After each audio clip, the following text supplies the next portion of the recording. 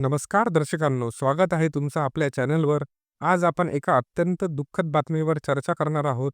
आत्ताच हाती आलेल्या माहितीनुसार एअर इंडियाचं एक विमान आज अहमदाबादमध्ये कोसळलेलं आहे. ही घटना आज 12 जून 2025 रोजी घडली.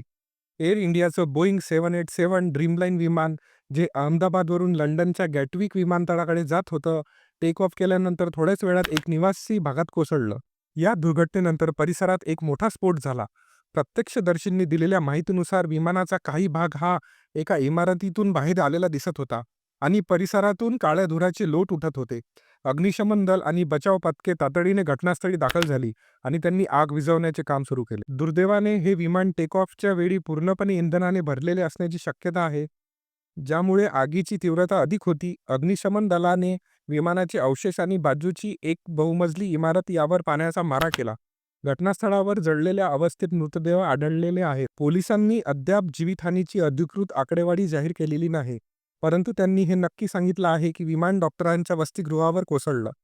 विमानात एकूण 242 लोक होते, ज्यात 230 प्रवासी आणि 12 क्रू मेंबर्सचा समावेश होता.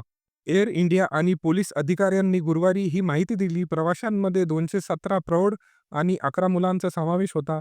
यात 169 भारतीय नागरिक, 53 ब्रिटिश नागरिक, 7 पोर्तुगीज आणि 1 कॅनेडियन नागरिकांचा समावेश होता, असं एअर इंडियाने स्पष्टपणे सांगितलेलं आहे. एअर इंडियाच्या प्रवक्त्याने एक्सवर निवेदन जारी करत म्हटलं आहे की अहमदाबाद लंडन गॅटविकसाठी उड्डाण करणारे AI-171 हे विमान आज 12 जून 2025 रोजी एका दुर्घटनेत सापडले आहे.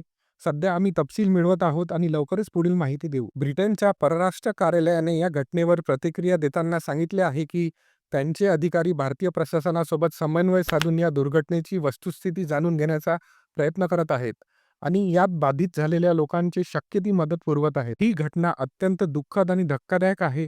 मृतांच्या कुटुंबियांबद्दल आम्ही संवेदना व्यक्त करतो आणि जखमी लवकरात लवकर बरे व्हावेत यासाठी प्रार्थना करतो. या दुर्घटनेसंबंधित पुढील कोणतीही माहिती मिळाल्यास आम्ही नक्कीच आपल्यापर्यंत पोहोचवू.